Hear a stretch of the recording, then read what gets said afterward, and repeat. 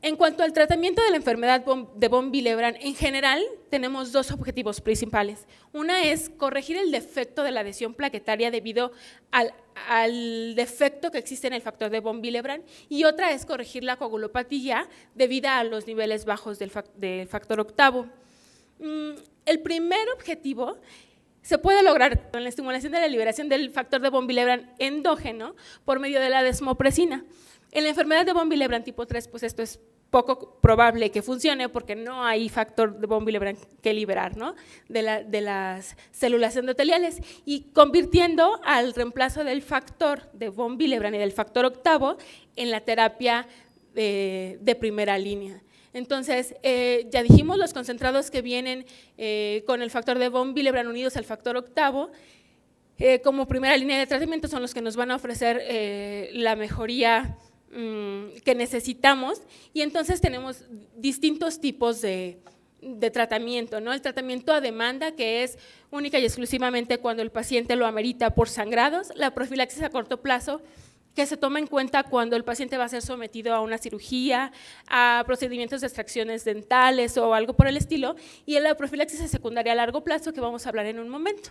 Y también podemos encontrar tratamientos adyuvantes como los agentes antifibrinolíticos, que nos ayudan mucho principalmente para los sangrados mucocutáneos sobre todo. Entonces, en cuanto a la profilaxis, bueno, es importante saber que no todos los pacientes requieren profilaxis a largo plazo, no todos los pacientes con enfermedad de von Willebrand, ¿no? El grupo de trabajo para la profilaxis en la enfermedad de von Willebrand llevó un estudio multicéntrico en la Unión Europea y en Estados Unidos para identificar las causas predominantes para el inicio de la profilaxis. En este estudio se identificaron 6.280 pacientes con la enfermedad de von Willebrand, y de todos estos, solamente 102, que representa el 1.6%, recibieron profilaxis a largo plazo. Y si vemos los porcentajes, de estos 102 pacientes, el 75% corresponden a los pacientes que tienen enfermedad de von Willebrand tipo 3, haciéndonos pensar que es una de las indicaciones, ¿no?, que buscamos para mejorar las manifestaciones clínicas. Y las indicaciones de iniciar la profilaxis a largo plazo en este mismo estudio, pues bueno, son el sangrado articular, la epistaxis o el sangrado de la mucosa oral, sangrado gastrointestinal, menorragia y otros menores que hacen un grupo ahí. Por otro lado, en Suecia hay un grupo pequeño que se ha seguido de 35 pacientes pediátricos con enfermedad de von Willebrand, de todos los tipos, ¿no? Y entonces ellos los agruparon en grupos de edad. En los menores de 5 años, la principal indicación fue el sangrado de la mucosa oral y nasal. En el grupo de 5 a 15 años, bueno, están más o menos igual, 3 pacientes con sangrados de mucosas y 4 pacientes con sangrado articular, y cambia mucho en el panorama de los niños mayores de 15 años de edad, cuando son hemorragias articulares y gastrointestinales, y deberíamos aquí detener cuántas mujeres son las que están aquí ubicadas en estos 6 pacientes que tienen la indicación, ¿no?, de menorragia, y esto obviamente dando que son pacientes que ya están en la adolescencia y que ya tienen su menstruación. Entonces, en el futuro, ¿qué podemos esperar para el tratamiento de la enfermedad de von Willebrand? Bueno, hay estudios recientes que dicen que la interleucina 11 recombinante puede ser útil. Esta interleucina 11 recombinante induce un incremento gradual y sostenido, a diferencia de la desmopresina, que aumenta el factor de von Willebrand y el factor octavo por un mecanismo diferente al de la desmopresina, pero que todavía no está bien dilucidado, ¿no? Todavía no nos lo explican por completo. Y el tratamiento podría ser utilizado en combinación con la desmopresina para prevenir precisamente el riesgo de taquifilaxia, o sola en pacientes que ya se demostró que son refractarios a la desmopresina. Entonces, las conclusiones en general es que aunque la enfermedad de von Willebrand tipo 3 es una enfermedad rara, debe tenerse en cuenta cuando tenemos un paciente con un diagnóstico de hemofilia A que tiene manifestaciones clínicas que no van de acuerdo a la evolución que nosotros esperamos, o no tienen una respuesta completa o la esperada para el tratamiento que nosotros le estamos administrando, ¿no? Y todo esto lleva a que un adecuado diagnóstico y una adecuada clasificación de la enfermedad es esencial, obviamente, para darle un adecuado tratamiento. El tratamiento con desmopresina pues no es útil en pacientes con enfermedad de von Willebrand tipo 3 y la profilaxis no es para todos los pacientes, incluso no es para todos los pacientes con enfermedad de von Willebrand tipo 3. Debe tomarse en consideración la clasificación de la enfermedad, el patrón hemorrágico del paciente y el impacto que tienen este tipo de sangrados en la calidad de vida y obviamente el impacto que puede tener la profilaxis en la mejoría de la calidad de vida. Y bueno, eso sería todo. Bien, para continuar, tengo el gran placer de presentar a una amiga, tanto en lo personal como en lo profesional. Ella es de Venezuela, conocida por todos nosotros o por la gran mayoría. Se trata de la doctora Arlette Sáez, quien nos va a hablar de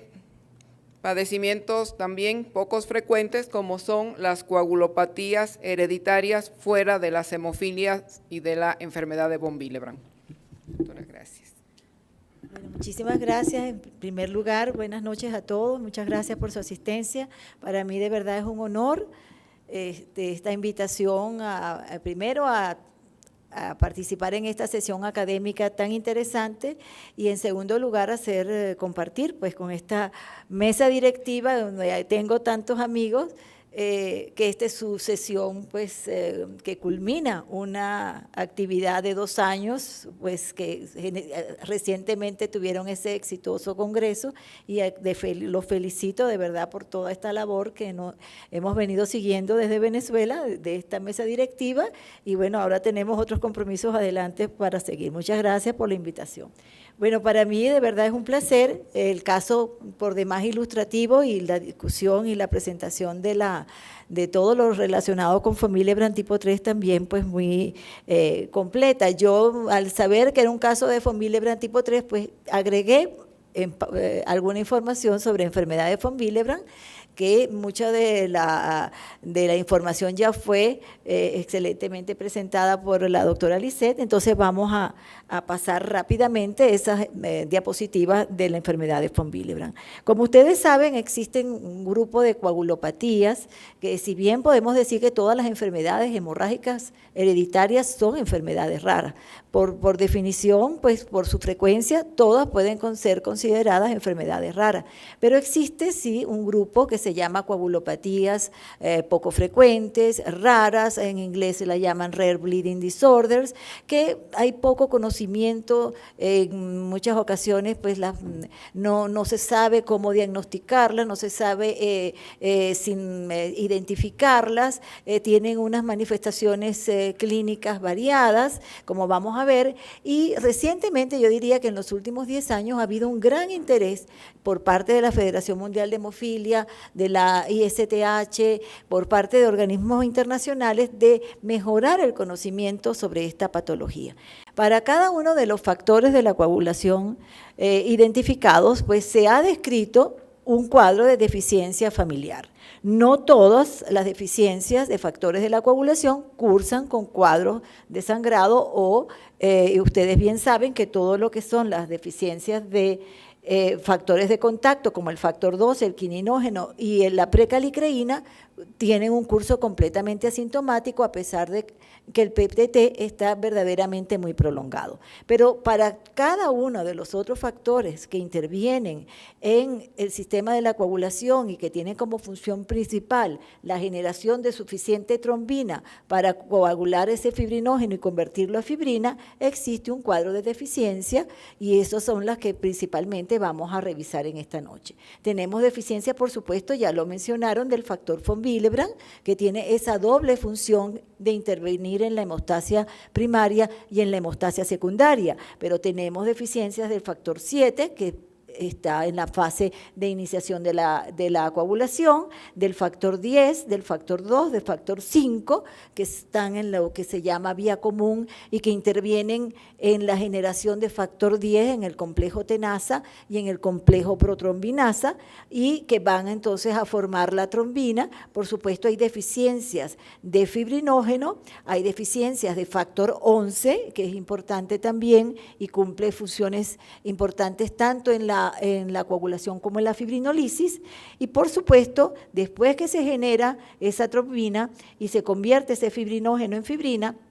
tenemos la intervención del factor 13 y también, por supuesto, hay deficiencias entonces de factor 13 que cursan con problemas hemorrágicos importantes. Entonces vamos a revisar algunos aspectos solamente que no fueron tocados en la parte de enfermedades von Willebrand.